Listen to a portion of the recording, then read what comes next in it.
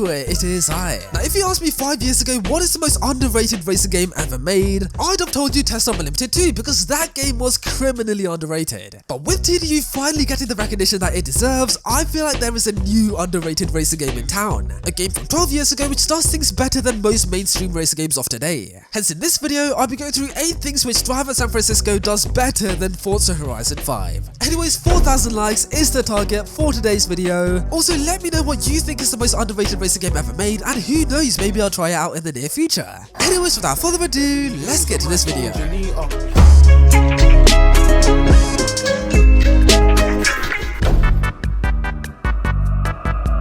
So many people think that having a storyline in a racing game is just unnecessary, but Driver San Francisco is the perfect example of just how effective a good storyline can be in a racing game. So what is the storyline like in this game? Well, spoiler alert, if you don't want to learn about the story, then make sure to skip a few seconds ahead. So in this game you play a character called Tanner, who is a detective who's trying to keep Jericho behind bars. But Jericho escapes by stealing a prison truck and crashes into Tanner, putting him into a coma. Meaning Jericho's out on the loose, but Tanner is in a coma. But with this coma comes a special ability, where Tanner can actually shift into other people's bodies around San Francisco and drive their cars and alter their real life. Anyways, through investigations and like playing through the mission, you find out that Jericho is planning to make a chemical bomb, and he plans on using that bomb to hold the city of San Francisco ransom. And then eventually Tanner wakes up and he does stop Jericho. I mean, my explanation doesn't really do the story justice. To really enjoy this game, you have to play it because the storyline is incredible. And it's not just the storyline that's incredible, the characters in this game are very interesting. And the main characters in this game are Tanner, who is the detective that you play. There's also Tobias Jones, who is your sidekick, and he rolls around as a passenger in your car. Of course, there's Charles Jericho, who's the bad guy in this game who escapes prison. And there's also a woman called Layla Sharon, who's like an Egyptian American person who's trying to help Jericho escape, and she's like a hitman, basic hit woman. I mean, it's really hard to explain it, but you should definitely try out this game because the storyline is incredible. Now, Driver San Francisco has 125 cars, which is not a very big list, especially compared to Forza, but the list is so diverse. Because right now I'm driving an ordinary car, this is a Ford Taurus, and now I'm in a pickup truck, a GMC Sierra, now I'm in a classic American muscle car, a Dodge Monaco, now I'm driving a coach, now I'm driving a delivery van, now your boy's in a Hummer, now I'm in an Aston Martin Signet, and now I've attached myself to a tow truck. Now I'm driving the tow truck. Now I'm in a Lamborghini Murcielago. Now I'm in a car transporter. Now I'm gonna jump my car off the car transporter. Now I'm in a fire truck. Now I'm driving a bigger fire truck. Now I'm driving a Dodge Charger police car. Now I'm driving a Corvette police car. Now I'm driving a Dually. Now I'm driving a taxi. Now I'm driving a cab over. Now I'm driving a tractor cab. Now I'm driving an R33 Skyline. Now I'm driving a garbage truck. Now I'm driving a classic Alfa Romeo. Do you get what I mean? There are so many vehicles in this game. And we even have a fictional vehicle in this game as well, which you cannot drive, which is a little bit weird. Oh, look at that, there's an advert for that car right there. And I love that they didn't do what Forza did, because with Forza, they basically boost the car list by just adding special variants of its existing cars. I mean, we have the Huracan, the Huracan Evo, the Huracan Performante, and now the Huracan STO. Driver San Francisco doesn't do that, because we basically have one of each car, and that is it. I mean, look at this. We have one Signet, one DB9, one Rapide, one Vantage, one DB5, and that is it.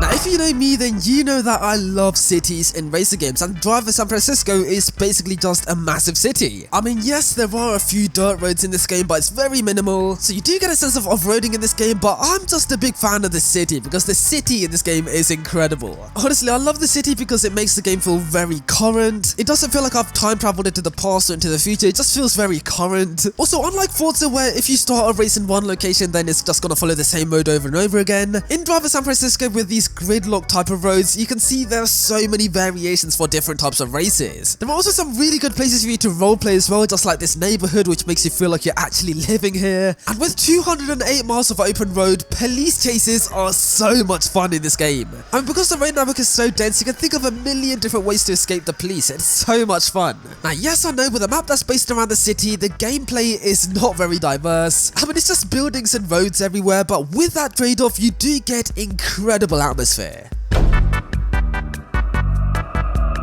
Grand Theft Auto 4, Midnight Club Los Angeles, and basically every other video game that's set around a city has incredible atmosphere. And Driver San Francisco is no exception because this is one of the most lively games I've ever played. So what makes this game so lively? Well, first of all, pedestrians. There are so many pedestrians everywhere you drive. Also, police chases. There are ambient police chases when you're driving around, which adds so much atmosphere. Also, some cars like this Lamborghini Gallardo. So, what's today's lesson, Theo? Fraud?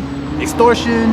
Reckless driving. Have passengers. That is so cool. Also, if you crash your car, What have you done to my dad's car? then they actually react to it. That is so cool. And now you can actually see the two of them arguing after they... Oh my god. Also, if you annoy traffic cars, then watch this. They beep at you. That is incredible. And I absolutely love how dense the traffic is in this game. I mean, most racing games don't have very dense traffic, so it gets very boring. Whereas in Driver San Francisco, you can cut up in traffic, you can do your very best Where's 981 impersonation, and it's so much fun. And just to show how important the atmosphere is in this game, there is a mission in this game where there are no traffic cars, no pedestrians, and it just feels very alienating and weird and unnatural. It just feels so unrealistic. And honestly, this is kind of what it's like to drive in Forza Horizon 5. And then cut back to this, and then you realize just how important traffic cars and pedestrians are. They add so much atmosphere. And yeah, man, how this 12-year-old racing game has better atmosphere than current racing games of today is just embarrassing. Now, something really annoying about current racing games is just how boring the missions are. Because it's just racing and then even more racing, and it just gets so boring and I end up giving up. But Driver San Francisco actually mixed it up with different sort of missions that I've never ever tried in any other video game. For example, there's one mission where you have to do stunts in front of a news van to get them onto the news and like get the news more exposure. There's another mission where you have to recover stolen vehicles from an auction and you have to park them into a trailer. There's one mission where you have to like scare your driving instructor into giving you a driving license and get his heart rate to 180 BPM. There's one mission where you have to scan for a red Range Rover inside of a helicopter. There's another mission where you have to rescue a kidnapped woman from the back of a car. There's one mission where you have to lead the police to a crime scene. There's one mission where you have to defuse a bomb that's under the trailer of a lorry. There's another mission where you have to smash up a bunch of pink signs. There's one mission where you have to stop your truck from getting damaged by Jericho's men. And there is also one mission where you have a paranoid passenger that's under witness protection and you have to avoid the main roads and get him to a safe destination without attracting too much attention. Honestly, I could go on and on. There are so many interesting missions in this game. And yeah, man, other racing game developers need to take notes because these sort of missions are so much fun. Now, Driver San Francisco is an arcade racing game, obviously. I mean, you can't do this in a realistic game. But despite that, this game does have lots of realistic features which many racing games do not have. For starters, look at the steering wheel. Yep, it turns all the way. That is amazing. And from the exterior camera angle, yep, it's the exact same thing. That is amazing. Staying with the steering wheel, if I beat my horn, then watch this. Yep, that is incredible. Also, look what happens when I pull the handbrake. That is so realistic. Also, if you drive a car with LED taillights, then the brake light flashes instantly, which is realistic. Same thing with the Audi A4. LED tail lights. But with this Dodge Challenger, the brake light has a bit of a fading animation to it. Same thing with the Impala. Yep, look at that, it fades on and then fades off again. Also, if you want to rev your car, then watch this. Yep, the car actually sways side to side, which is very realistic. And of course, the damage model in this game is the best I've ever seen in any arcade racing game. I mean, if I get into a head-on collision, then watch this. My car's front end is wrecked! And it's so much cooler when you damage the back of your car. I mean, watch this. Yep, and now the hatch has fallen off. And now I'm driving what looks like a go-kart. That is so cool.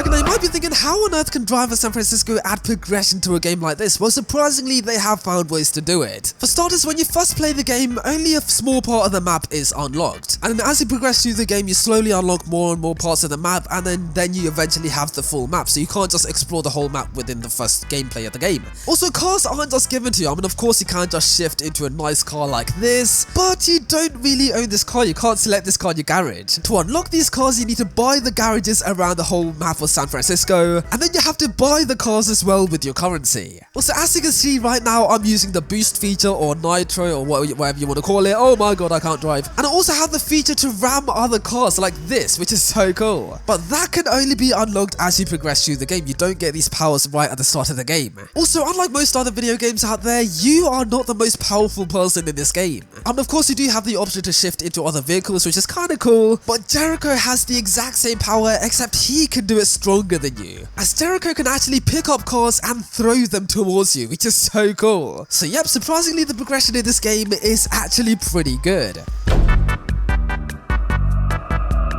Drive for San Francisco has a very arcade feel, which is very satisfying to play through. For example, crashing in this game is very satisfying and realistic, but it's not annoying like it is in BeamNG. Because in BeamNG, if you have a crash like this, then you have to restart your car because your car becomes undrivable. But in this game, you can carry on driving like nothing happened, and yeah man, it's just so chill. Also, we have the ability to use nitrous in this game, which is really cool, and of course, we can ram other cars like so and not have any damage on our car, which is pretty cool. Also, in this game, the car suspension is very soft and the tires are very slippery, meaning drifting is very easy. And we also have a cinematic camera in this game, meaning you can watch your car drive like it's a movie, which is so cool. Watch this. Yeah, send the blood. Okay, that's a bit bad. Honestly, I feel like this game is a mix of Burnout, BeamNG and GTA put together. I mean, it's a very fun sandbox, the car list is incredible, the storyline is amazing, and you can just crash into random cars whenever you want and have so much fun with it. It's so incredible. I love it so much. So people, take this video as a sign to play Drive for San Francisco because this game is incredible and I highly recommend it. Now if you enjoyed this video, then you might want to watch